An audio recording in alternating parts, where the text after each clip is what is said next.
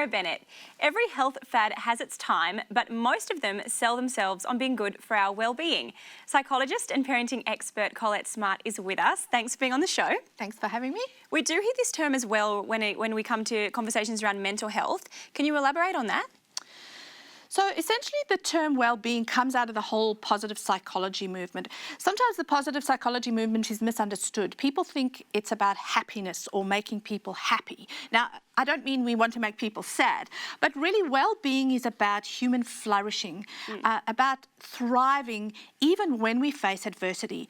So the World Health Organization talks about well-being in 3 categories. So it's our physical health, physical biological, our psychological health, and our social health.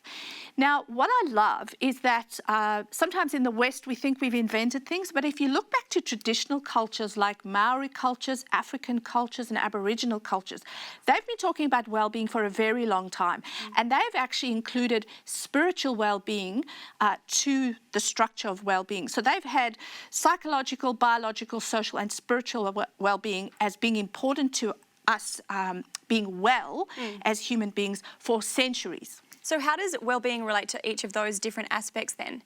So if we look at a biological perspective, that's anything to do with our physical body. So are we eating healthily? Are we ill?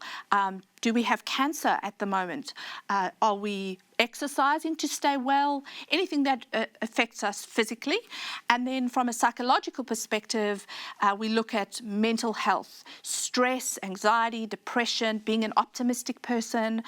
Social well-being is obviously connection with others.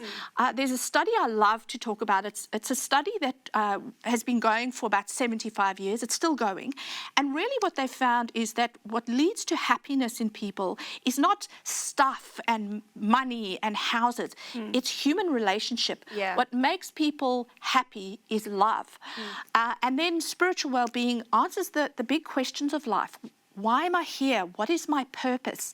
A lot of faith-based cultures will look at spiritual well-being and say, yeah, we actually believe we are worthy or we have worth because we believe in something greater than ourselves. Yeah. So that's that aspect. It sort of sets up the framework for these conversations then. So if you've got one area within those few lacking, what is the effect of that then?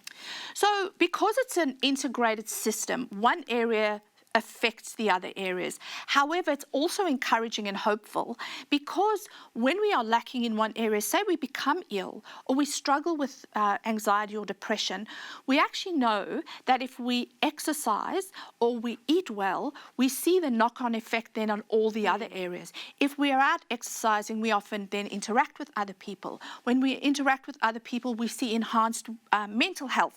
So each of them, we can actually tap into the strengths in each of those areas of our lives to actually buoy an area that we might be struggling in. Yeah, so there's always a way to find solution, which I like. Collett, thank you. Thanks for having me. For more great advice from Collett, parenting tips and so much more, follow The Table TV on Instagram and also Facebook.